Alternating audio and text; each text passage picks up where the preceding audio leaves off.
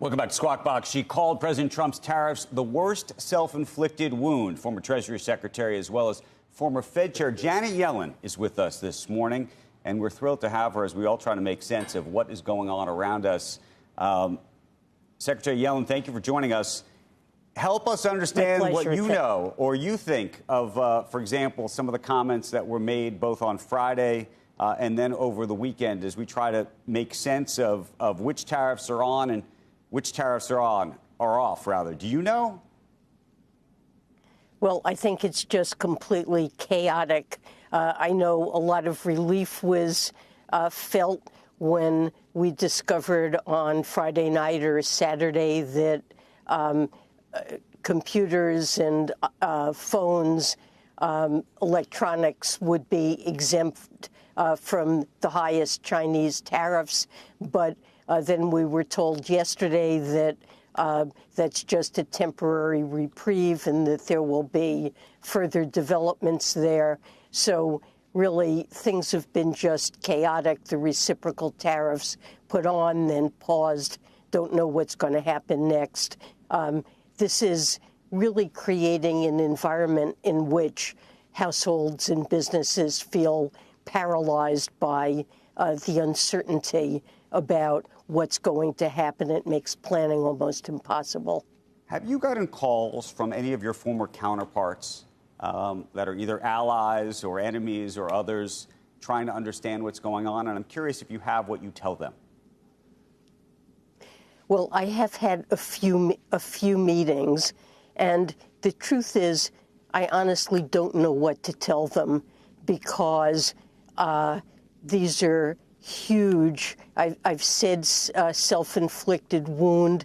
To me, President Trump is taking a sledgehammer, not only that he's pounding our allies with this, but he's pounding the U.S. economy with this sledgehammer. And I don't understand the rationale for the tariffs. Most economists would say if what you're trying to do is to reduce the trade deficit, imposing tariffs is not going to be successful and is not the way to go about doing that. The best approach there would be greater fiscal discipline, which we're not likely to see.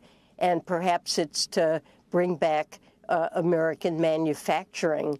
But I really think that's a pipe dream and not something that is likely to be accomplished. And we could even raise questions about whether or not, in a broad-based way, that's a desirable goal. And it's really hard to predict where this is going. The escalation with China could have very significant global implications.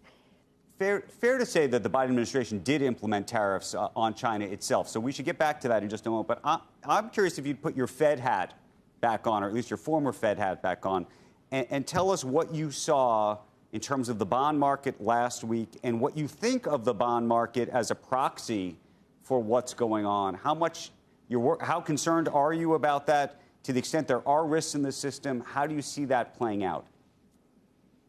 Well, we saw a very unusual pattern over the last couple of weeks in financial market developments. Normally, when times are chaotic and uncertainty is high, there's a desire to invest in safe assets, and that tends to push down U.S. Treasury yields. But U.S. Treasury yields went up.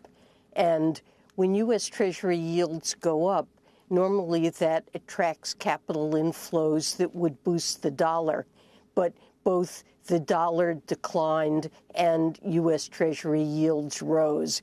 And what that suggests is that investors are beginning to shun dollar-based assets, and that calling into question the safety of what is the bedrock of the global financial system, namely U.S. Treasuries. Now, I was pleased that the 10 and 30-year auctions went well. I don't think we're seeing dysfunction in the sense of liquidity completely drying up in the markets. But a pattern suggestive of a loss of confidence in U.S. economic policy and the safety of bedrock financial assets is really very worrisome.